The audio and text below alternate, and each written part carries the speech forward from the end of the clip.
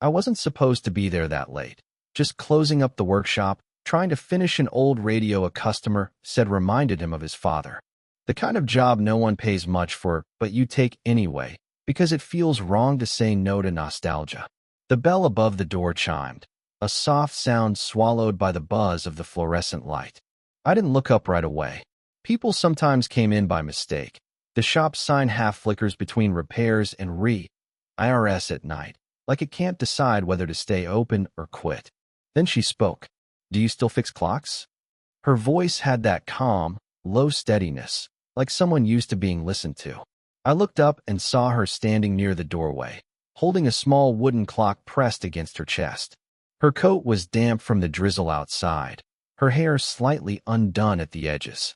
She looked around the shop slowly, as if stepping into a memory instead of a place. I do, I said, wiping my hands on a rag. If they're worth fixing. Her mouth tilted, not quite a smile. This one might not be, but I'd like to try. I took the clock from her, careful not to brush her hands, but somehow we still did. Just a graze, but enough to make me too aware of how quiet the room suddenly was.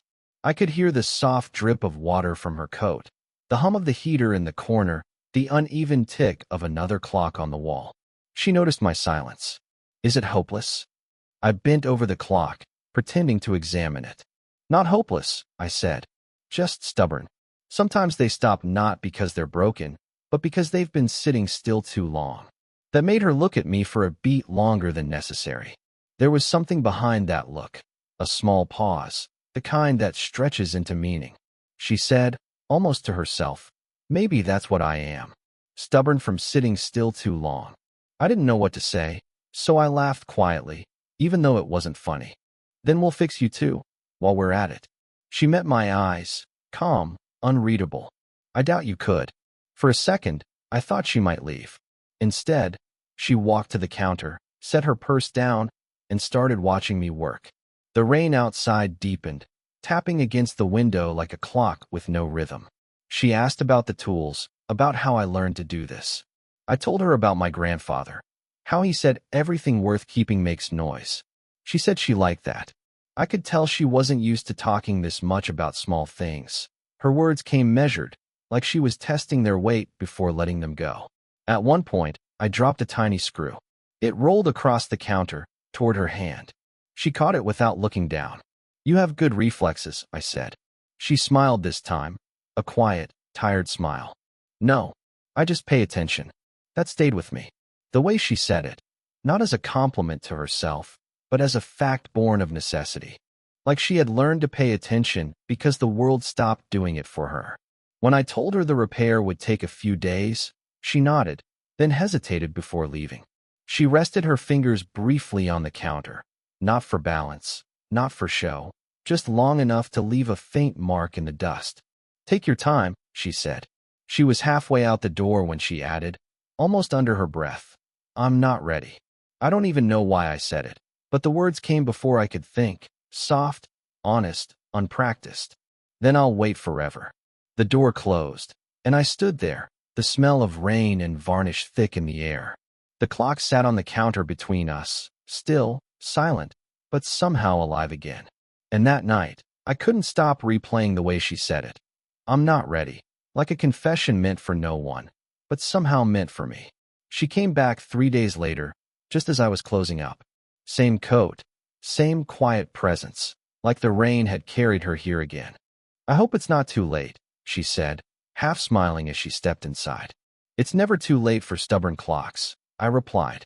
Her laugh, soft, restrained, didn't quite reach her eyes. I realized it was the kind of laugh people give when they're grateful someone didn't ask where they've been. I handed her the clock. It's fixed, at least for now. She turned it over carefully, tracing the grain with her thumb. Her nails were short, uneven, not careless, just practical. The kind of hands that have lived a little, done their share of holding on and letting go. It's beautiful, she said. Then, after a pause, you didn't change the ticking sound. I thought it should still sound like itself, I said. She nodded. You're right. People keep trying to make old things quiet. Something in her tone caught me off guard, a note of exhaustion hidden under control. I wanted to ask what she meant, But she was already looking at the shelves behind me, studying the old radios and tools like they could explain something about me she hadn't decided to ask. "I don't usually come here twice," she said, not facing me. "Then I'll take it as a compliment." She smiled again, faint but real. "Don't. I just didn't want to be home yet." That one landed differently. The way she said home, like it wasn't a place but a decision she regretted. The silence stretched. She reached for a paper towel to wipe a drop of oil from the counter, her wrist brushing mine. "Just a second." My pulse reacted before my thoughts did. She didn't move away immediately. She froze, then withdrew, almost too deliberately, like she had to remind herself she was supposed to. "Sorry," she said quietly. "For what?" Her eyes flicked to mine, then down. "For forgetting where I am." There was something fragile about that sentence. It made me want to say her name, except I didn't even know it yet. Instead, I said, "You can forget here if you need to." Her breath caught, barely audible, and then she smiled the kind of smile people use to close a door without slamming it. "That's kind of you," she said. "But I can't." She looked tired then, not in the way of lost sleep, but like she'd been holding herself upright for too long. Her posture perfect, her voice steady, but her eyes, they gave her away. I wanted to reach out, to hand her something, anything, but my hands stayed still. She set the clock back down. "Maybe you should keep it a while longer," she said softly, "just to be sure it doesn't stop again." She didn't wait for my answer, just turned toward the door, her reflection caught briefly in the rain-blurred glass. A woman half there, half gone. The clock ticked louder in her absence. And as she disappeared into the street, I realized what it was that made her impossible to forget. It wasn't the mystery. It was the silence she left behind, still warm in the air. It started raining again the night she called. Her voice came through the receiver like a whisper held too close. "The clock stopped," she said. "I think I wound it wrong." "It's fine," I told her. "I can come by and check it."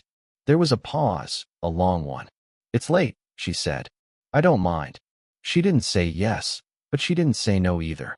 Her apartment smelled faintly of old paper and chamomile.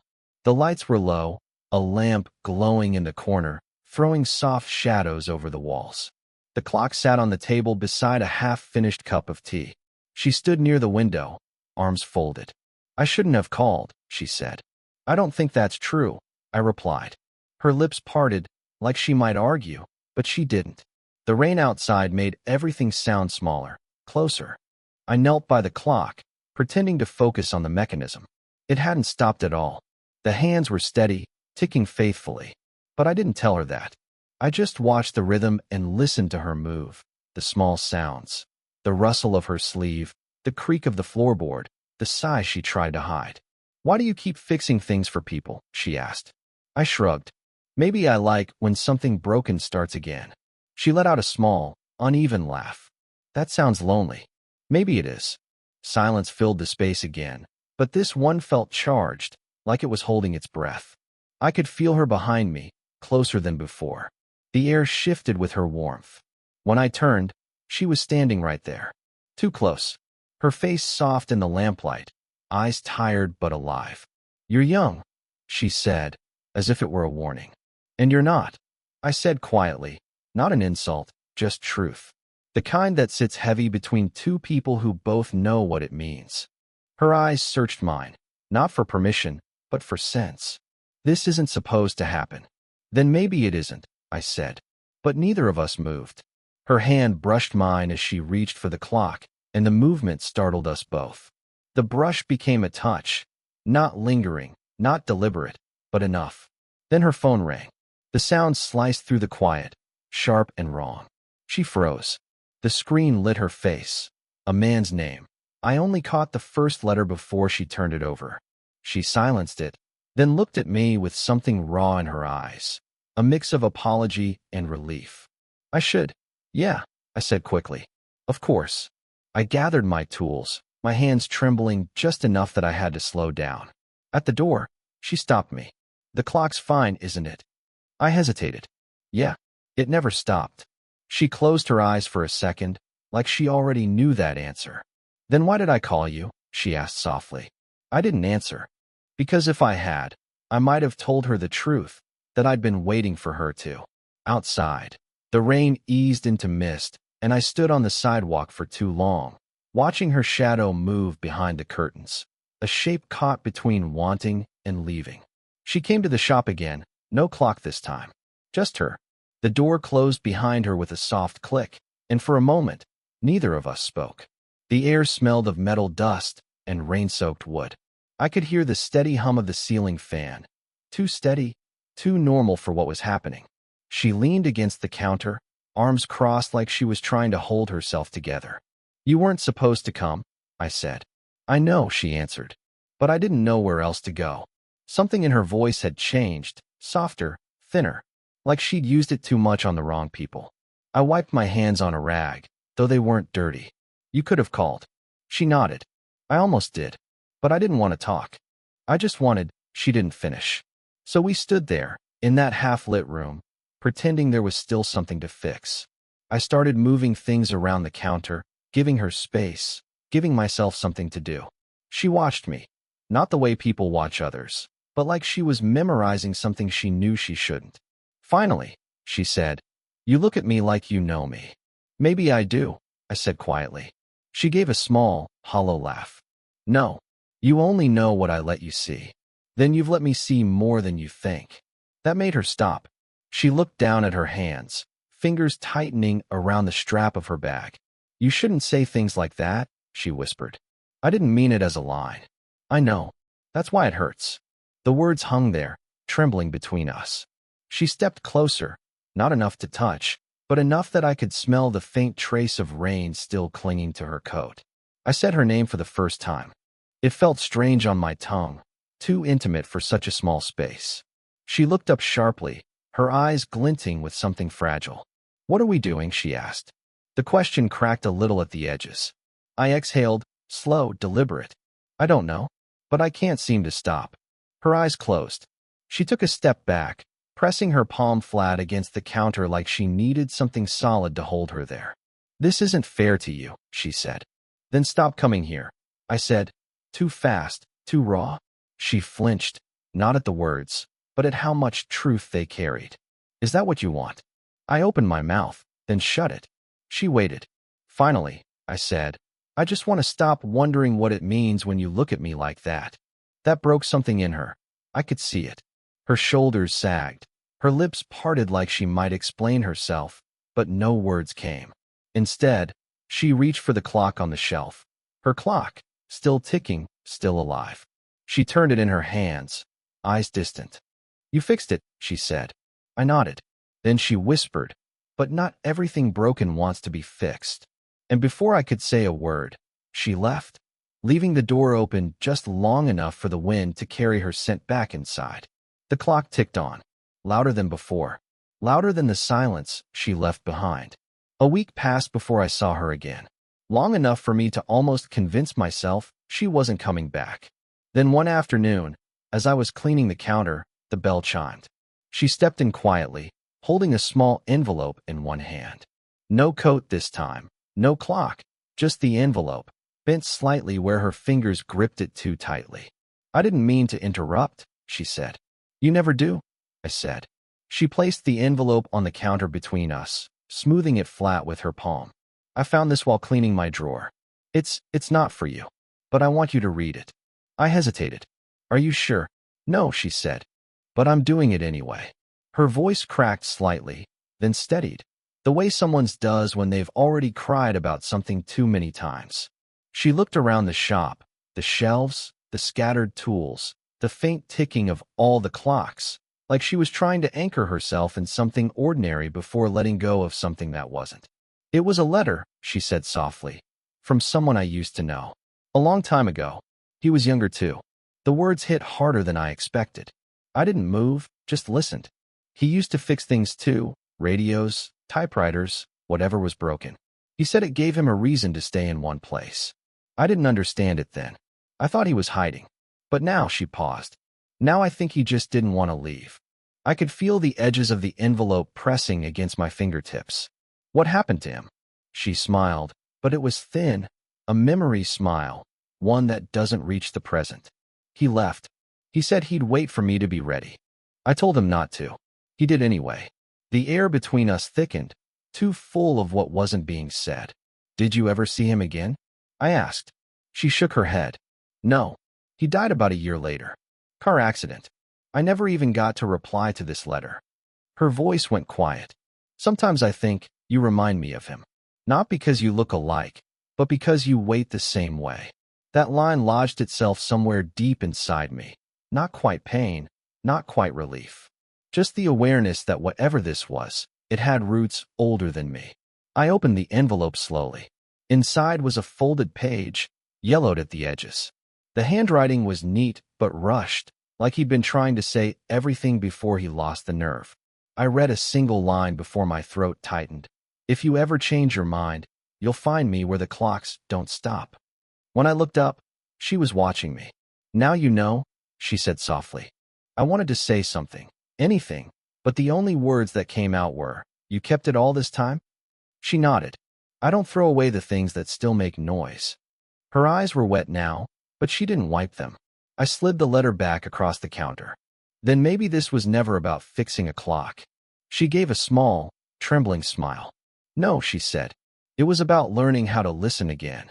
And as she turned to leave, I realized I wasn't sure anymore whether she'd come back, or if she finally knew how to. It was closing time when she came again. The last streaks of sunset slipping through the blinds, turning the dust in the air to gold. She didn't knock. She never did anymore. The door closed behind her softly. She didn't speak at first, just stood there, the same letter folded in her hand. I shouldn't be here, she said. I know. We both smiled, tired, honest.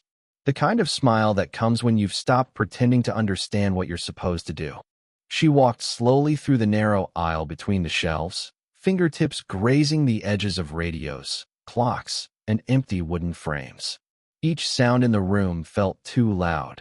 The squeak of the floorboard, the rustle of her sleeve, my own uneven breathing. I read it again, she said finally. The letter. I thought maybe it would sound different after all these years. Did it? She nodded faintly. It did, but not because the words changed. She looked at me then, not searching, not avoiding, just looking. I think I was angry for a long time, she said. At him. At myself. At the way things end without asking if you're ready. And now I see it wasn't anger. It was waiting. I just didn't know who for. Her voice didn't shake. It was steady, painfully so. I didn't move closer, but I didn't look away either. Something in her face, the quiet surrender, the unguardedness, felt heavier than any confession could. I'm not asking you to replace him, I said. She smiled, barely. I know. That's the only reason I came back. The silence between us was different now. Not charged or hesitant, just full. Like something had finally settled. I walked around the counter and stood beside her. Close enough to feel her warmth, far enough not to frighten it away. We looked at the same wall. A clock collection she'd once called lonely little hearts with second hands. They all tick at different rhythms, I said. None of them perfectly in sync. Maybe that's why they last, she murmured. Her fingers brushed mine, so light I thought I imagined it. But then they stayed. Just there. Still. We didn't move. Didn't need to. Outside, the wind shifted. The blinds rattled softly, and somewhere, one of the clocks stopped, then started again, as if catching its breath. She leaned her head slightly toward my shoulder. Not resting, not claiming, just being there. I could feel the tremor of her sigh, the quiet relief that came after years of holding something in. I don't know what this is, she whispered. Neither do I said. But I don't want it to end. She closed her eyes. Then let's not name it. Not yet. The shop lights dimmed as the evening deepened, the sound of ticking filling every corner. We stood there in that shared silence, two people not trying to fix anything anymore, just listening to what still worked. And when she finally reached up, her hand resting briefly over mine, she said the smallest thing, almost a breath. Maybe this is what ready feels like. It's been 6 months since that night in the shop, the one where we didn't name what was happening, and somehow, that made it real. She still comes by sometimes. Not always with something to fix. Sometimes she just brings coffee, sits on the stool by the counter, and listens to the clocks. I think she likes the sound, how imperfect they are, how they keep going even when they're slightly off. She laughs more now. Not the polite kind she used to give people when she didn't want to be asked questions, but real ones, the kind that start low and catch her by surprise. And I've changed too. I used to think waiting was something lonely people did, that it meant standing still, hoping for something that probably wouldn't happen. But waiting for her wasn't standing still. It was paying attention. It was noticing the quiet shifts, the way she'd tuck her hair behind her ear when she was nervous, the way she'd pause before saying goodbye, as if rehearsing it in her head. One night last week, she brought the same wooden clock. It wasn't broken, it was just ticking too fast. I thought it was fine, I said. It is, she answered. I just wanted to slow it down a little. We didn't talk much after that. She watched me work, and I could feel her eyes on me. Calm, certain, no longer running from what she felt. When I finished, I handed the clock back. Our fingers touched, and this time, neither of us moved away. No declarations, no big gestures, just a quiet understanding that we'd found something we didn't know we were missing. Sometimes love doesn't arrive with fireworks or first kisses or clean beginnings. Sometimes it comes like this, softly, almost invisibly, through patience, through small moments that don't look like much until you look back and realize they were everything. I think she taught me that love isn't about fixing someone. It's about listening to what still works, even when the rest is worn out. And maybe that's why she still comes by, because for the first time in a long time, she's not being repaired. She's just being seen. Last night, as she was leaving, she stopped by the door. You're still waiting, she said, half smiling. Maybe, I told her. But I don't mind anymore. She looked at me for a long moment, that quiet, steady look she gives when words would only get in the way, and said, then maybe I'm finally ready. The door closed softly behind her, but the shop didn't feel empty. Every clock ticked in rhythm for once, as if the whole room exhaled. I don't know where this will go, and maybe that's the point. Not all stories need endings, some just need honesty. And if you've ever waited for someone, not out of desperation, but belief, maybe you already understand. Tell me, would you have waited too?